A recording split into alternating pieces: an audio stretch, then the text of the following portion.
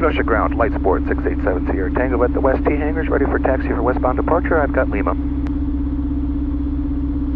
Light sport 7 Sierra Tango, Kenosha ground, 25 left, taxi via Echo 1 Charlie, hold short of 25 left at Echo 1. Taxi via Echo 1 Charlie, hold short of 25 at Echo 1, 7 Sierra Tango.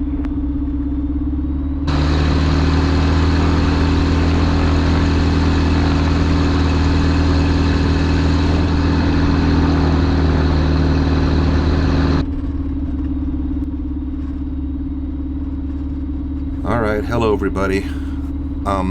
Okay, first off, I just gotta let you know that right now Bob's not speaking to me. And that's fine with me. We got into it the other day and it got a little heated. He said some things and I said some things, and if you must know, it was about football, and I don't want to talk about it.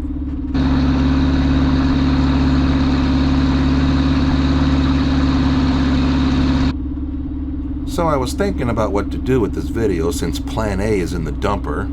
Sorry folks, you won't be seeing Disco Bob roasting marshmallows on the exhaust stacks at altitude. In fact, he's pretty much refusing to do anything at this point. Light sport 7 Sierra Tango, cross 25 left at Echo 1. Cross 25 left at Echo 1, 7 Sierra Tango.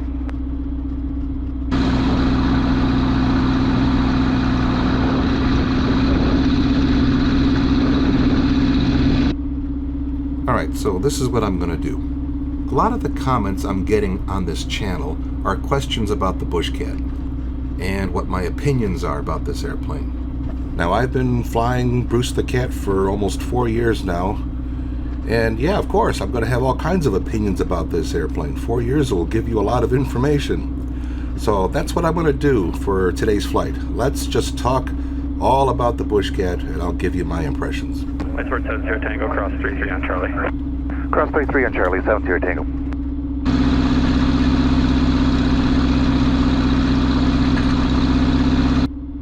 So we're flying to Galt Airport today. Why, you ask? Well, this is what I do when I have a few hours at my disposal. I love to fly to Galt Airport and visit with the gang at Aerosport.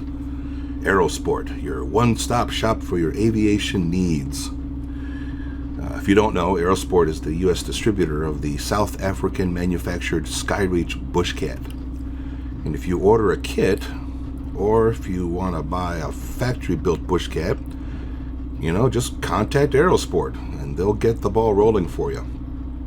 I know you guys probably have questions about price and lead times and things like that, but since those always fluctuate, there's really no point in telling you all that. I mean, somebody might see this video, 20 years from now, and I doubt the prices will be the same. One of the things I really like about the BushCat is how it's built. I mean, it's beefy, alright? It's got bolt-on aluminum tube construction, and it is really, really robust. It's strong. The plane is rated for +6 Gs, -4 Gs. That's impressive. Some aerobatic planes don't even have numbers like that. The BushCat can haul the mail, folks. It's got a really good useful load. You can put nearly 100 pounds of baggage into it. It's got 2 different baggage compartments. They got a baggage compartment high behind the seats that's accessible in flight, and then a larger compartment down below behind the fuel tank, accessible when you're on the ground.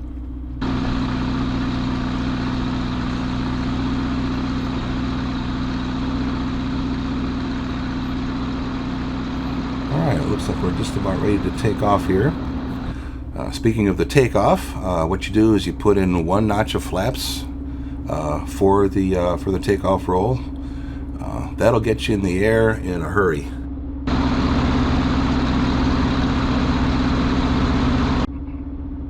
For 7 Echo Delta, turn right at Delta, taxi to Aviation Plus this frequency. 7 Delta, taxi to Aviation Plus this frequency, 7 Echo Delta. Kenosha Tower, 687 Sierra Tango, holding short of 25 left at Charlie 1, ready for takeoff. Light sport 7 Sierra Tango, Kenosha Tower, 25 left, clear for takeoff, proceed on course. Clear for takeoff, 25 left, 7 Sierra Tango.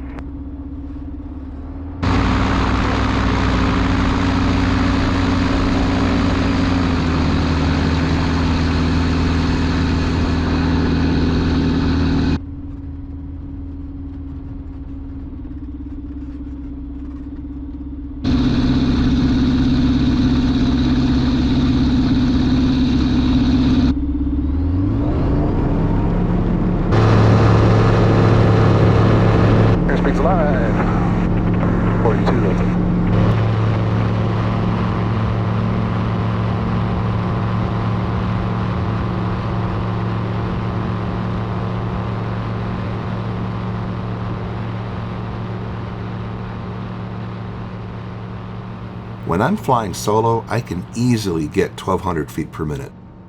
If I'm flying with a passenger with full fuel, I still get 900, 1,000 feet per minute. And that's because that 100 horsepower Rotax 912 ULS engine is all the power you'll ever need for this plane. It's paired with that 3-bladed Kiev composite propeller, and with that, you've got a real powerhouse in the nose. I've never had any issues with that engine.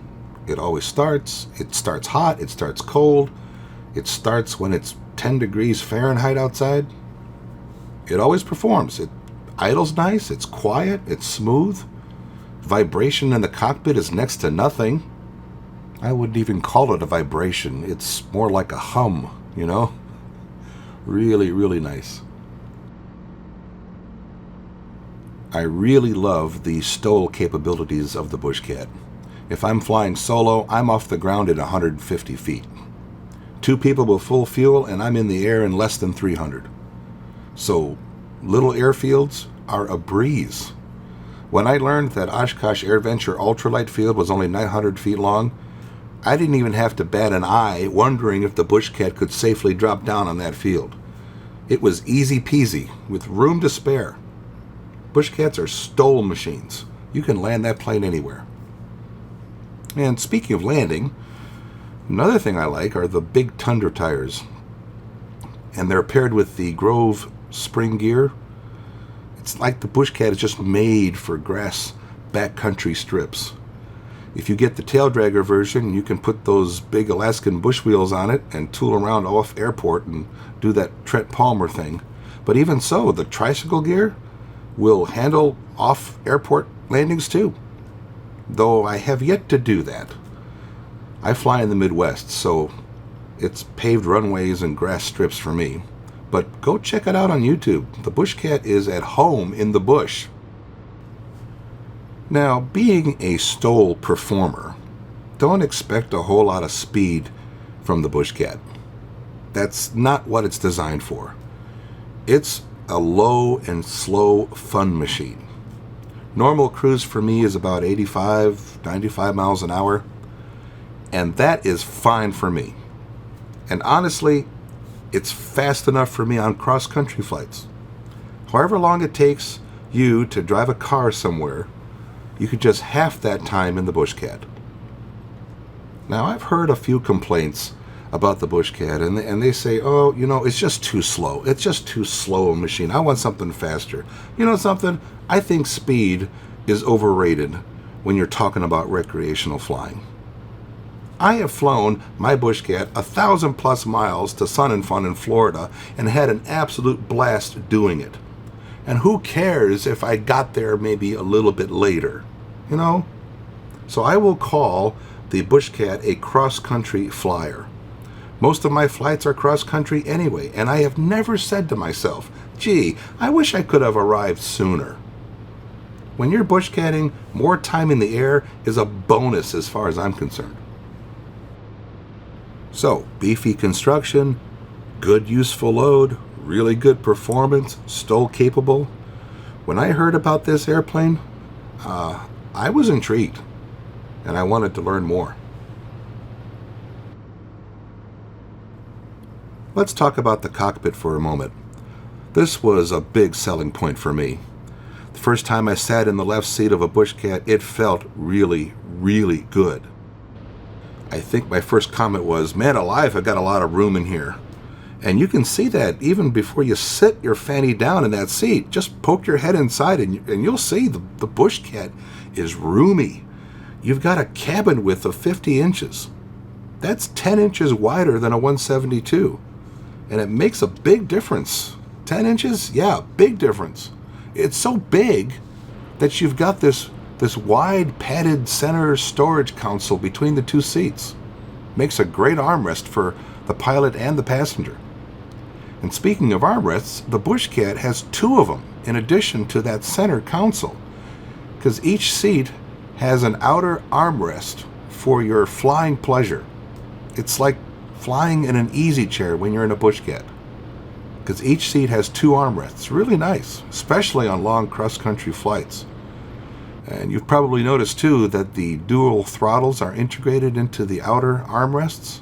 Oh, I just love that feature. So you can always keep your throttle hand at rest. Very ergonomic. You'll notice that the BushCat has a center stick for the primary flight control. It's another feature I fell in love with once I started flying this airplane. First, I thought it would be difficult to transition to that configuration. All my flight training was in a Flight Design CTLS, and that had dual joysticks, throttle on your right, and I was used to holding the stick between my legs with my left hand, something I never really liked because I'm right-handed. So controlling the CTLS with my left was always something that bothered me, never sat well with me. But I thought to myself, well, you know, this is how it is when you have dual controls and you're in the left seat. And I was pleasantly surprised how natural a stick to my right and a throttle on my left felt in a BushCat. Nothing to ever get in the way between your legs. I'm free and clear there. My right-handedness took to the center stick right away. It felt good. And my resting left hand on the throttle felt good too. By the time I got to my crosswind turn in my very first flight in a BushCat, I was already comfortable with this arrangement. And now, after 4 years of flying this, I'm wondering why there aren't more center sticks out there in the aviation world. This is a great way to fly. After putting, 500 hours on this BushCat, I cannot imagine ever wanting the control stick or the throttle anywhere else. Again, it's like flying in an easy chair. Arms resting to both sides, it's great. Easy to get in and out of that plane because there's no stick to crawl over. The doors are huge, so plenty of room to slide in and out. And once you're in, the controls just fall naturally to both hands in the resting position.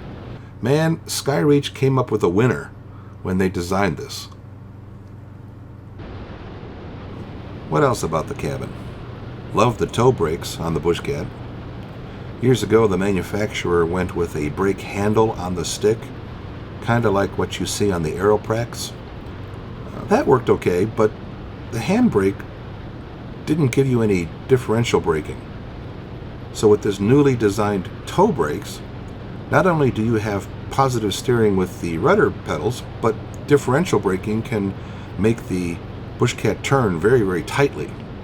Maybe not on a dime, but certainly on one of those little inflatable kiddie pools that you can buy for $10 at Walmart. By the way, the brakes are really strong. At least on my airplane they are. You can pour on full throttle, hold the plane still on the runway with ease.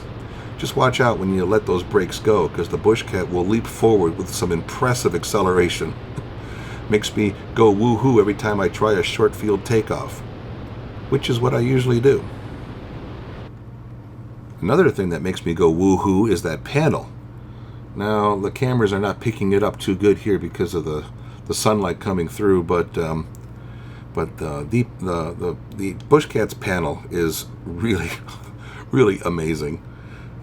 It's no secret that a lot of the new LSAs out there boast about their glass panel options, and the BushCat is no exception. They have those options too. The company that I went with is called Carnardia.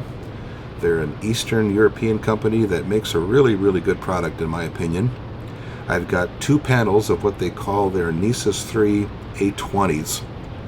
Pretty much a full service panel without any IFR package, but what does a sport pilot need with an IFR package to clutter up the screen? That's what I love about the Carnardia. It's a really nice screen and no clutter. Plenty bright, easy to use, not a whole bunch of buttons. You don't have to menu dive 5 screens deep to find something. If you want to see more info about the panels, I did a video a while back called BushCat Panel Overview. Check that out when you've got some time. I go over all the details there. But yeah, just love the panel. An integrated nav screen with a modern display, so I can basically see everything on the screen that's in front of me. I got ADS-B in and out, really nice trig radio, nice trig transponder, got wig-wags, landing lights. Even though I don't fly at night, my BushCat is night flying equipped. Got the rocket assist option, the works. Some people seem to think that my panel is overkill. You know, just over the top for such a simple airplane. But I don't think so. I love all this tech in my simple airplane. It makes me feel important. And two, this way I can pretend I'm flying a Cirrus Vision jet at an affordable price. What else? Oh yeah, the cabin heaters. Yeah, these things are great. The BushCat has two of them, one for the pilot, one for the passenger. They've got their own on-off switches as well. And these heaters draw heat from the coolant lines, not the exhaust. So you don't have to worry about carbon monoxide listed on your autopsy report.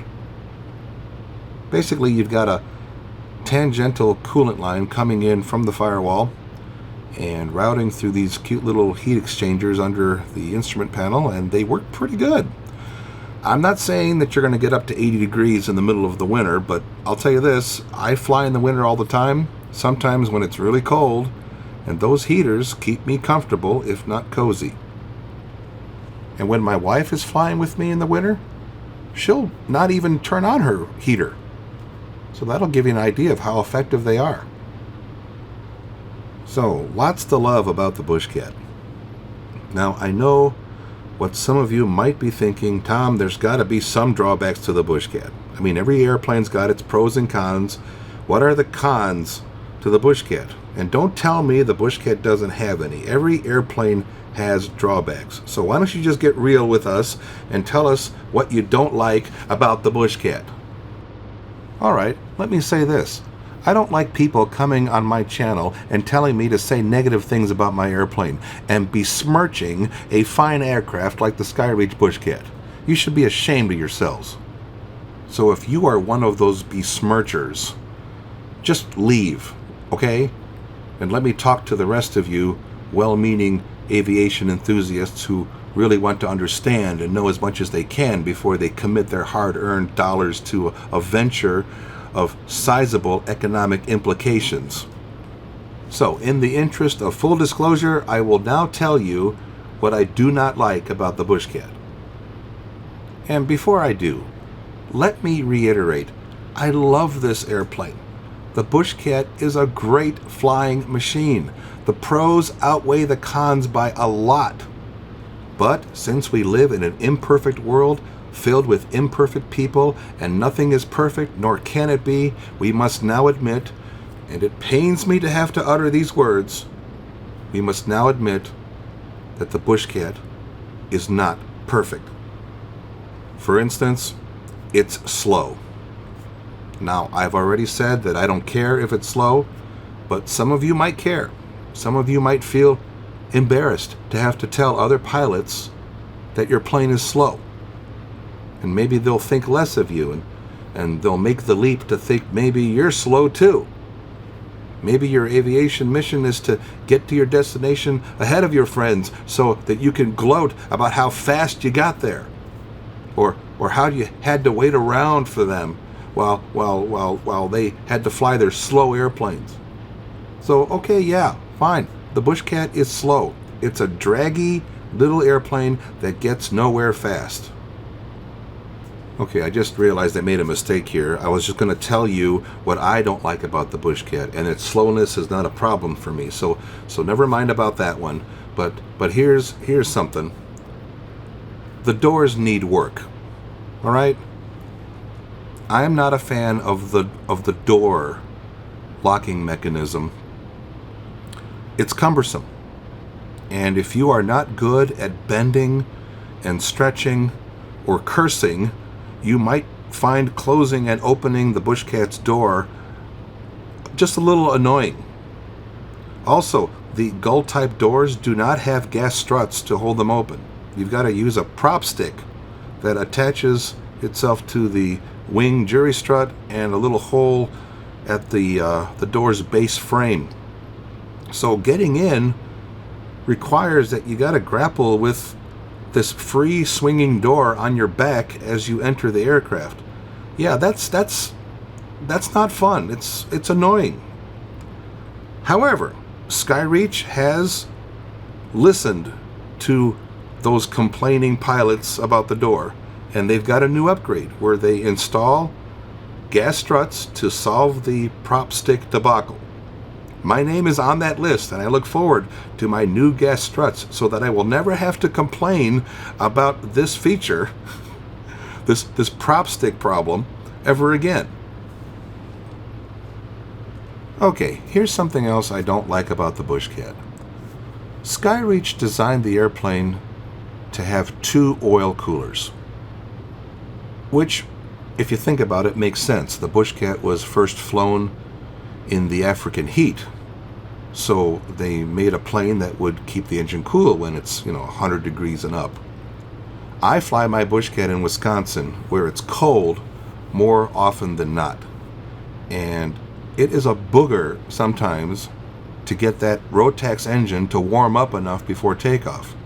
Rotax wants the oil temperature to reach a minimum of 120 degrees Fahrenheit before you commit to takeoff power. Good luck getting your BushCat up to temp when it's below freezing. You'll be sitting on that tarmac all day waiting. In fact, the only way to get the oil temp up is to tape up those oil coolers and even the radiator. But if you do, you gotta watch your gauges like a hawk, because while you might be able to get the temp up on the ground, when you're in the air, it's easy to overheat the engine if you taped up too much. And even with a taped up oil cooler, you're still going to sit for 10 to 15 minutes before you can go. I don't like that. And it doesn't look like there's any approved oil thermostat that you can use on an SLSA BushCat. If you go experimental, then fine. Yeah, put in that oil thermostat. They've got them. But even so, you better keep an eye on those temps in flight. So, in cold weather, the BushCat has trouble warming up. I don't like that. On the flip side, you'll never have to worry about ever overheating in the summer. And I guess that's an acceptable trade-off. Here's one other thing that is a negative. The BushCat is not waterproof. Now, don't get me wrong. I'm not saying that you can't leave it out in the rain. A normal rain will not wash out your interior and cause a bunch of problems. But a heavy, windy, sideways rain will likely infiltrate the cabin somewhat. Now, I'm speaking from personal experience here. We were flying to Oshkosh Air Adventure and set up our BushCat at the BushCat booth, something we've been doing for a while. And that first night, a terrible storm swept through the grounds, lots of wind, heavy rain, a few airplanes were damaged. The BushCat covering has some openings around key joints around the cabin, and I had stowed my expensive Bose A20 headset in the upper baggage area, regrettably with the ear cups facing up. The sideways rain came in through those small top openings of the BushCat, and the water poured right onto my headset and ruined it. Thankfully, I stowed my wife's headset, ear cups facing down, and though it got wet, her headset was saved. Mine was toast. Now, that being said, don't worry, there's really no way rain can get into critical areas of the cabin, like the panel or the avionics. That seals up pretty nicely, but just a couple of areas over and behind the seats on the top there's some openings and rain can get in. Furthermore, these small openings here and there do make the BushCat a little drafty. And of course, that's great during the hot summer months, but during the cold winter months, I'm finding that I've got to stuff these openings with foam to keep the drafts out. Likewise, the wing roots are wide open in the cabin, causing considerable drafts. And what I did is I rigged up some wing rib forms out of some rigid foam insulation to stuff into the wing roots to reduce the drafts. And it works, but it kind of reminds me of the magic of duct tape, you know? So look, the BushCat is not a Tecnam, it's not a Bristol, it's not a Sling with perfectly sealed cabins and an exquisite interior. And if you just can't stand that, well, then you may have to look elsewhere. And if you do, don't forget to bring a boatload of money with you. All right, let's change gears here and talk about the flying characteristics of the BushCat. Now, we've already established that it's slow, and you're going to see how slow it gets when you engage the flaps. Yeah, the BushCat is a draggy airplane, but you add flaps, and that is going to slow you down in a hurry. So be prepared for that. Gulf traffic, BushCat 70 Tango, 4 miles to the north, inbound for landing, Gulf. Couple of thoughts on the flap handle. I've had a few comments complaining to me that they don't like the center position of the flap handle on the BushCat because you have to let go of the stick in order to reach up for the flaps if you're going to use your right hand. And okay, that's a valid point. I know a lot of those STOL pilots have the flap handle on the left, so they're using their left hand with their right hand on the stick, and then they can use both uninterrupted on landing. All right, here's my twofold answer to that complaint. One, you don't have to use your right hand for the flap handle. Just reach over with your left. That's fine. Yeah, it's a little awkward, and the angle is a little weird, and it takes a little muscle, but it works. Secondly, it's no big deal at all to exchange hands on the stick for the short moment of flap handle usage. You know, this is what I do. When it comes time to lower the flaps, I quickly and I easily bring my left hand over to hold the stick, lift my right hand to lower the flaps, and then exchange left for right again on the stick. It's so automatic for me now that I don't even have to think about it, and it feels completely natural to do. And there's never a moment where my stick is untouched. So there. All right, well, we're almost at Galt now, getting close to the pattern. Gulf traffic, BushCat 70 Tango, 2 miles to the north, inbound for landing, Gulf.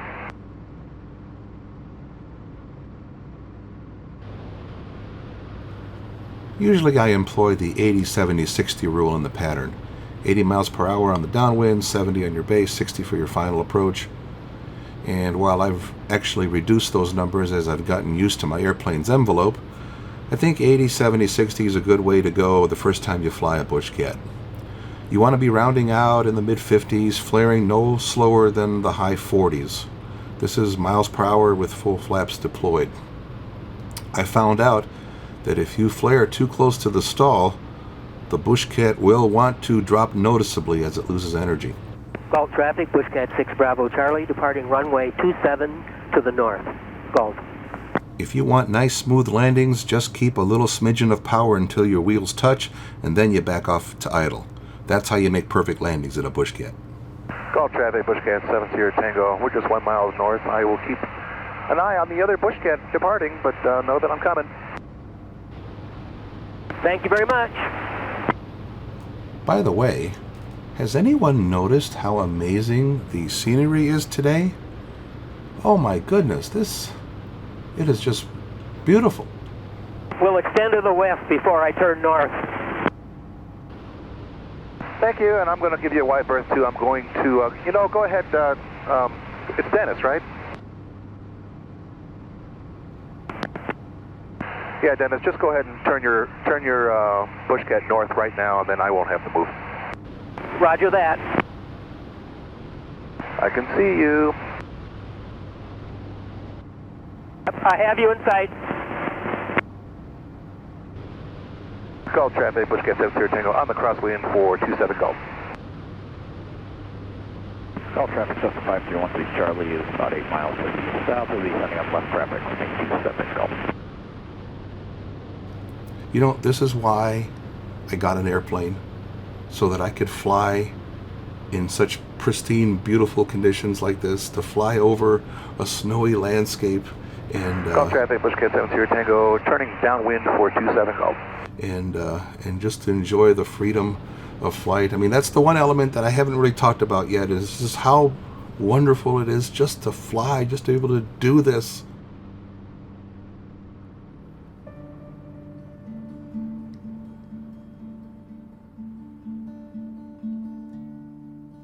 I'll tell you, if you are watching this and you're just thinking about maybe, getting a pilot's license, I'm here to tell you it is worth every penny. It is worth every hour of effort, and it's going to cost you and it's going to take some effort, that's for sure, but it is worth it, folks.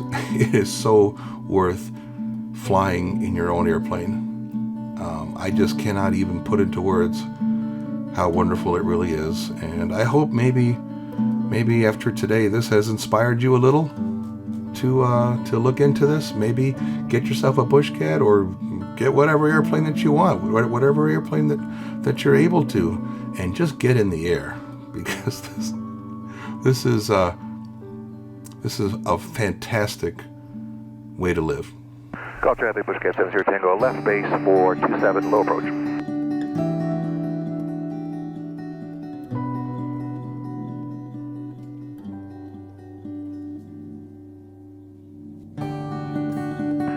Call traffic, BushCat 70 Tango, turning final for 27, low approach.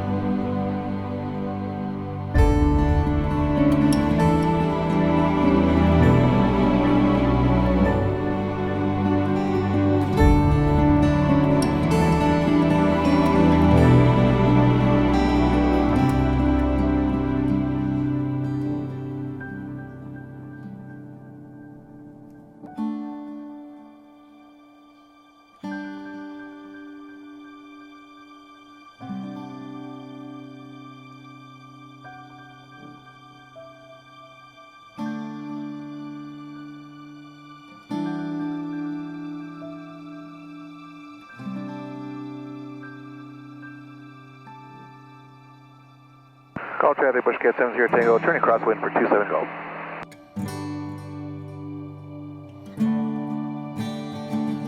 Call traffic 5313 Charlie, I'm on due south view, number 45 left downwind at 27, I'll come in line. Aircraft calling Gulf, where are you again? I'm about 3 miles due southeast of you. I'll follow you into the left downwind.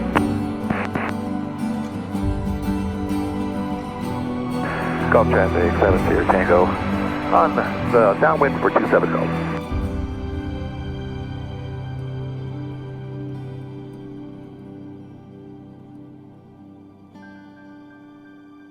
Call traffic 713 Charlie's on the 45 for the left downwind at 27 Gulf.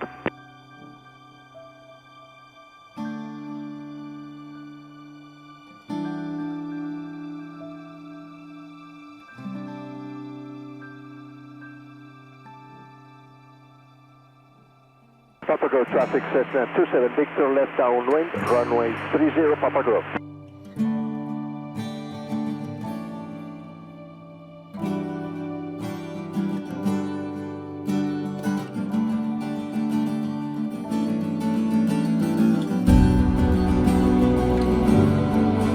Golf traffic, BushCat 70 Tango, left base 27 Golf.